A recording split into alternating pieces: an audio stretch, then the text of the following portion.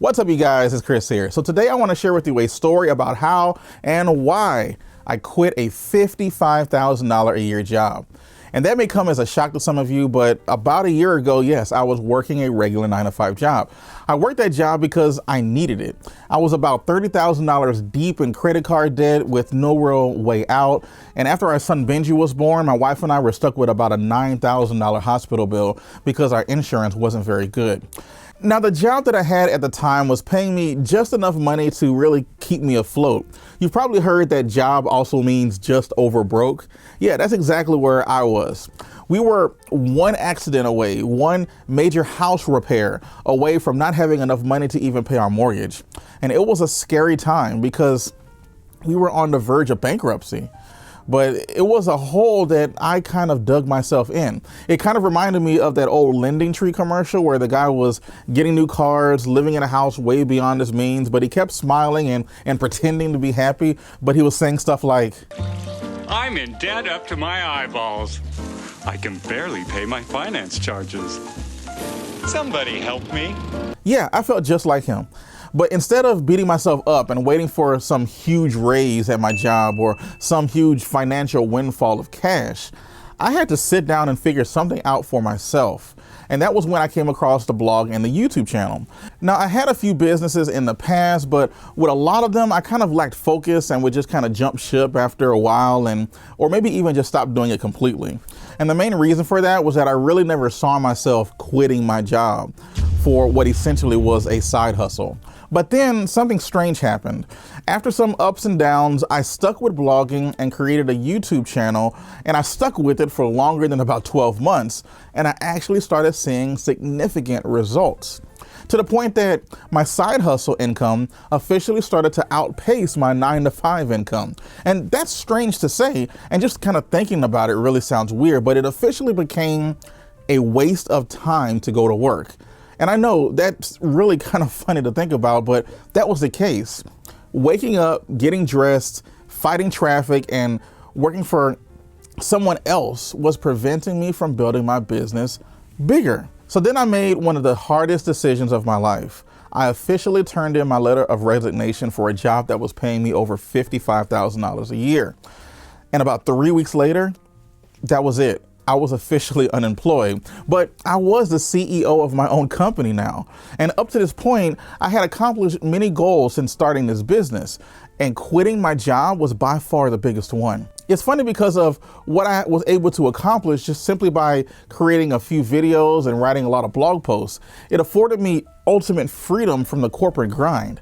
I know running a business is not for everyone, but it really blows my mind when I recommend starting a YouTube channel or a blog and someone say that, "Oh, I don't have time to do it." And honestly, it's because I believe that most people haven't reached that point of complete and utter frustration with their current circumstance. But what I want you to see is that I am living proof that if you put your mind to something and honestly just don't give up, you can reach pretty much any goal that you want. But to do something as substantial as quitting your job, you cannot just do it without being prepared. If you are reckless enough to try quitting your job without some kind of plan, then you're just kind of setting yourself up for failure.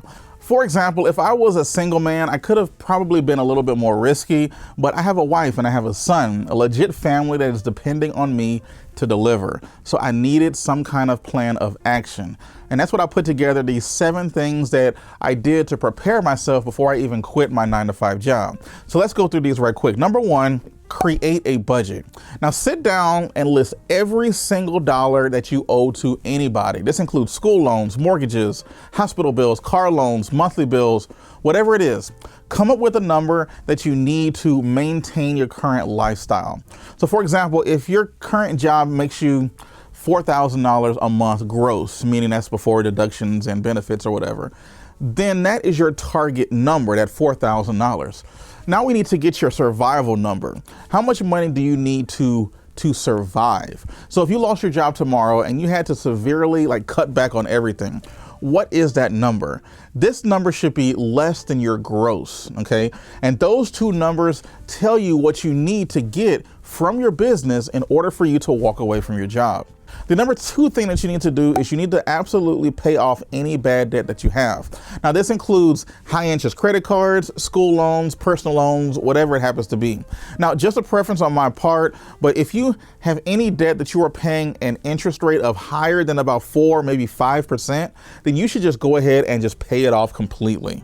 In fact, when it comes to credit card bills, you should make it a sin to pay credit card interest. Just don't do it. But if the interest rate is below 4%, you may do better to invest that money elsewhere because it's probably going to make you a bigger return than the 4% you're going to lose in interest. That's a little bit of an advanced tactic, but most people would just need to just pay off everything. But if you have a little bit of control of what it is what you are doing with your money, then I highly suggest just investing it elsewhere and then just pocketing the difference. Paying this bad debt down will help you with number 1 by managing and planning out your monthly spending. This makes it infinitely easier to reach your gross and survival numbers. So your first priority is to get out of any bad debt that you have that's costing you money month to month. Most credit cards are charging anywhere from 18 to 25% or more on interest, and you cannot reach your goal of becoming your own boss if you are constantly losing money at that fast of a rate. So just pay off your debts as soon as possible. Number 3, you need to build a nest egg or an emergency fund. Now, after you have paid off all of your bad debt, you need to build a 3 to 6 month emergency fund. Now, this should be an amount around your survival numbers so that you can continue to pay bills even if your business stops generating cash flow. In my particular circumstance, I built about an 8 to 12 month nest egg, but that was just because I wanted to be more secure, especially since I do have a family. But most financial experts recommend no more than about 6 months. And then after you quit, having that cushion will give you the time that you need to find a job in case the money ever stopped coming in. I believe I read somewhere that it takes on average of about 2 months to find a job. So having that nest egg will give you a ton of time to find an alternate source of income in case your business idea just doesn't pan out. I also recommend having some type of point of no return number in case things start to not work out with your business as well. So let's just say you have $50,000 or so saved up to live on, and then your business starts to kind of drain you. You know, it starts to drain money and you're making less and less money. If you ever drop below $20,000 or $25,000, this will be an indication that your business is not working and you need to go out there and find another source of income. And that means that you may have to, unfortunately, find another job or just something to kind of do while you right the ship with your business. The number 4 thing that I did to help me quit my job is to consult with those that have already done it or are currently doing it. Now, this one is super important because you need to be able to change up your friends and your acquaintances and find others that are already doing the full-time gig with their businesses and pick their brains. See what insights you can get from them about the difficulties that they had to go through to make a successful transition to working to themselves full-time. Now, I find that bloggers and other YouTube content creators are typically nice people because the whole reason that they are successful is because they are generous with their knowledge. So leverage knowledge or join a mastermind or community and make that a part of you so that you can get some type of insights as to what you need to do to make a wise choice. If you are not in a community or a mastermind, then I want you to go check out the video right here where I talk about one of my favorite communities that I am a part of that has helped me immensely to grow and make the right moves before I even make them. And don't be afraid to copy success. If it works for others, it's probably going to work for you. The number 5 thing you should do is to determine how consistent your money is. So a couple of questions that you need to ask yourself. Number 1, how long have you been earning this income? Has it been consistent for at least 6 months? What about 8 months or even a year? Always remember that there are no guarantees and the income that your business enjoys can disappear at any moment. But so can your primary income stream, like your current job, can really dry up at any time. Just like I was at my old job, most of us can likely be fired from our jobs without warning. Or we can be unfortunate enough to get hurt and maybe not be able to work anymore. One thing that running your own business will teach you is to diversify your income streams as much as you possibly can. Something that is not really taught in schools. I also recommend getting as many income streams as you personally can as well. Sometimes running your own business can be more secure than working a job because you are aware of where you can fail. Which then leads us to number 6, get paid for the value that you provide. Now, another big thing that I've been able to take away from being a full-time entrepreneur is that you actually see what your worth is. So in my opinion, being paid hourly is a waste of time. It really is, because you should be paid for the amount of value that you create. So for example, I had a friend named Joanne, and she was responsible for bringing in over $1 million of business to her insurance firm. But you know how much she got paid for bringing in $1 million? An hourly wage of about $25 an hour, which comes out to about $52,000 a year. Now think about that. The insurance firm gained over $1 million, and my friend got $52,000 back. That's about 5%. Now, meanwhile, the company gets to keep the 95%. But if she were like an affiliate of that company, she would have gotten probably anywhere from 20 to 30% in commissions for bringing in that business. That is 6 times the amount of money that she ended up getting for bringing in that business. So that turns that meager $52,000 a year to $312,000 a year. So I repeat, get paid by the value that you provide, not by an hourly wage. The number 7 thing that you should do before you quit your job is to build your business while working a normal job. Now, there will come to a point where the money that you are making with your side business becomes more important than the time that you are wasting working a regular job. And then as a result, the regular job isn't worth the time anymore, and you will find yourself stealing company time to build your business. But number 1, this is totally unethical and I do not recommend it, but it is a clear sign that something needs to change.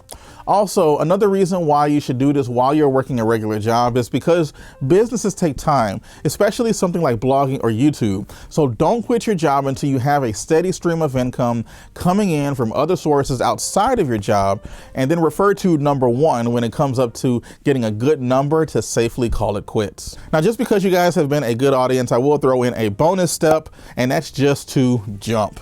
Now, once you have all of your ducks in a row, make a leap of faith. Even the dumbest decisions will have a good story later, right? So leave your current job on good terms. Even check to see if the door will be open for you to come back, just in case things don't work out. For me, it is better to do something now and not regret it later. You know, not having to work 40 years doing something that I do not enjoy just to regret the fact that I never took the chance to see if I could run my own business. And the greatest part about this is that we live in such an interesting time of human history. It's never been easier to build a business with absolutely a minimal startup costs, you know?